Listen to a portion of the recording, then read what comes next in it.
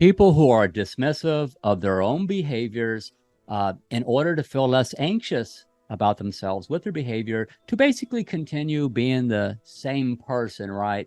And I want to talk about different ways of speaking to this issue in this video today. So there are definitely people who have a distorted way of how they internalize their own behaviors and how they speak about it, which is how they think of their behavior, their interpretation of it, right? So I'm going to give you some examples of what I mean. So somebody might, be talking about how they lie to their wife all the time, or they just have a habit of lying throughout their whole life. Maybe they used to do it with a parent, and so they got comfortable with lying to people, basically, right? And interestingly enough, they will admit that this has caused problems for them in relationships. The same person may write maybe out a goal, or maybe they're writing down their thoughts or the way they speak about it, etc. You get the idea. Maybe they're doing an exercise about said problem, or whether they view it's a problem. It's a other issue, right? So these individuals might say, well, I've been lying a lot to people, and I need to stop doing that because that's not who I really am. That's not who I am, right? So I'll say stuff like this. It's an interesting statement about what our behavior says. Whether we like it or not, we are our behaviors. Our behavior is who we are. Doesn't matter the explanation for why we behave the way we do. Because the thing is, look, there can be some exceptions in other contexts. For example, somebody who maybe typically does not lie, for example. Let's say a person who doesn't lie, maybe they did lie one time. It's an exception, and a person who knows this individual very well might say, that's not like Bob to do that. Bob typically does not lie. Most of the time, he's pretty straightforward, pretty clear that that's not like him, right? As evidenced by past behaviors, right? Or people with themselves, yeah, maybe they do have an awareness that they did something, to use the example of lying or any other type of behavior that can be viewed as, problematic or not favorable, who might say, I typically do not do that. What's going on here, right? That's not who I really am. Why did I do that?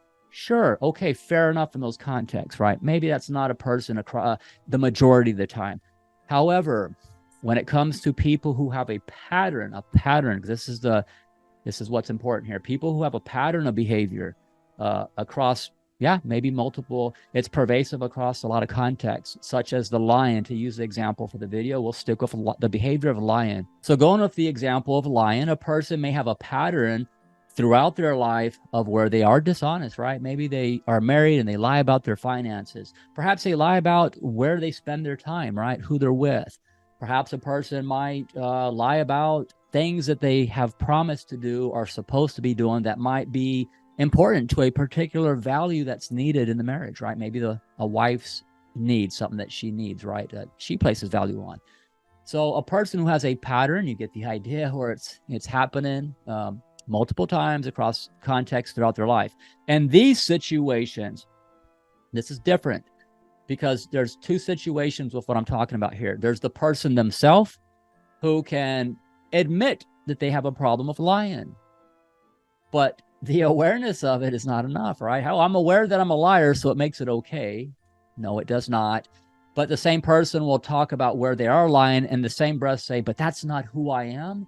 It's not who I am, right? Why did I do that? Or why am I doing that? They might say that too, right? As if they maybe want to change it. The truth is, it is who you are. We don't get to say or describe our behaviors that are a pattern, right? And then in the same breath say that's not who we are. Bullshit. That is who you are. So if you're a person who has a pattern of lying, guess what that makes you? It makes you a liar. It makes you someone who is dishonest. That's what it makes you. That's the truth. And the truth is that may feel uncomfortable to call a spade with your own behaviors and what it says about you, the message it sends to other people, the world, because you have a greater chance, more of a likelihood that when you feel uncomfortable with something, perhaps you feel anxious about it. Hey, can be a problem, right? There's a greater chance you will be compelled to then do something to change the behavior, because this can be a bit of maybe a flavor of cognitive dissonance, right? You feel anxious about your awareness of your behavior. So you have two options. I can spin the truth, right? I can rationalize it using an irrational, distorted way of interpreting my behavior that makes me feel less anxious about it, right? It's not who I really am. Yeah, I'm somebody different, right? Even though the behavior doesn't support that. So if I feel less anxious about it, less likely going to change. I'm probably going to continue lying to people, right? Because in a dysfunctional way, it's a form of avoidance. It meets my needs. Unfortunately, it's creating problems because eventually the truth of who you are is your behavior, and people will start to pick up to that, and they'll realize what your behavior says is incongruent with what you tell people. Yeah, there's a problem here for sure. So you're more likely to make changes when you feel uncomfortable. So when you have the realization to look at it this way, that you are your behavior, all of our behaviors communicate something to the world, to other people, to yourself. It is a message. And in part, it's a message of what is the priority, what's important, how, where, and when you assign and place value to things. It's also a message of what's not important, what you do not prioritize doing, right? So this is important to know this, right, about change or who we are. We do not get to have it both ways. You cannot be someone, and I'm just using an example of the behavior of a lion in this video. Pick any other number of things, right? You could use your imagination. So I cannot be someone who lies all the time and then think of myself as a person who's not a liar. All right. So to use a very non-counselor therapy type of word, bullshit. It's bullshit. You are a liar, right? It's a liar. So the behavior. What about people who are on the other side of the coin or equation, right? What about someone who might be in a relationship with someone who's a liar? The person does not communicate honestly with you. Most of the time, they're just lying to you. They lie to you about maybe the finances, as an example. They lie to you about where they spend their time, who they're with. They tell you they're doing things that need to be done, right? Oh, I'm doing it. I did it, even though they did not do it.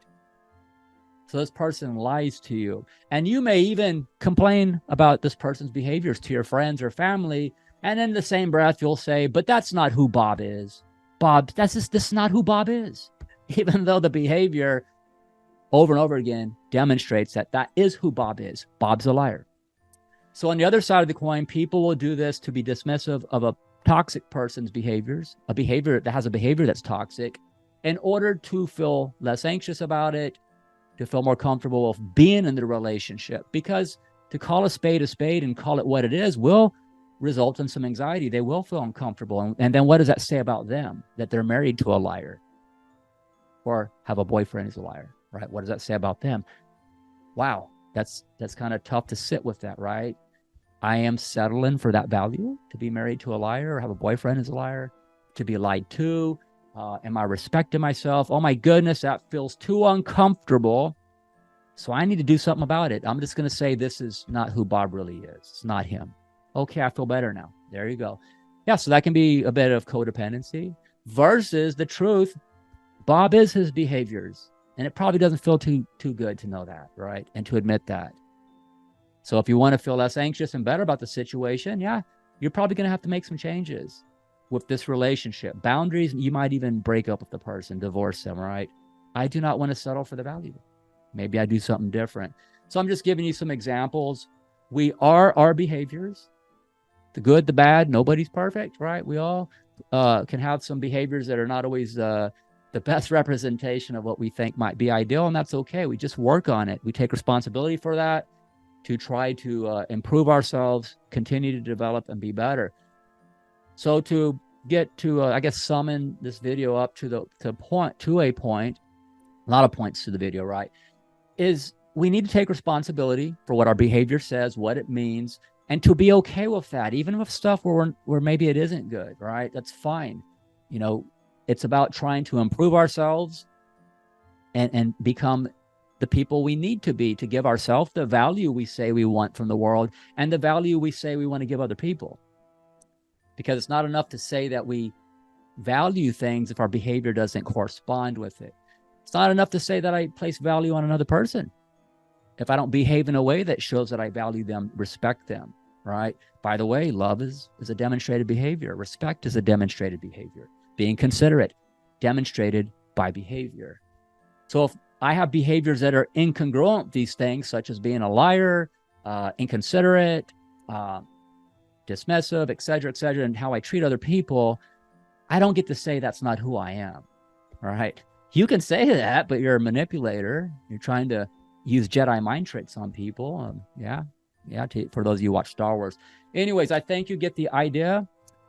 This idea of how we internalize what our behavior says. A lot of things can be said about this. I'm just giving a few ways to look at our behaviors and what it says about us. We are behaviors. So if you have any comments about this, maybe people you know, or maybe yourself, right? Drop some comments below. I appreciate it. I try to put videos up here, different topics, different things. I have a YouTube channel too called simply James Hunter, My Two Cents. If you would, if you like this type of content, other related topics, what I do physical fitness stuff, mental health, and just topics of interest. Yeah, subscribe to my channel. Appreciate it. I got a lot of content there. I have over 300 videos right now, and I'm building that up every week. And this is I'm gonna put this on my TikTok account. So I'll be putting similar stuff up here too. So thank you for listening to this video today, and have a good rest of the week. Thank you.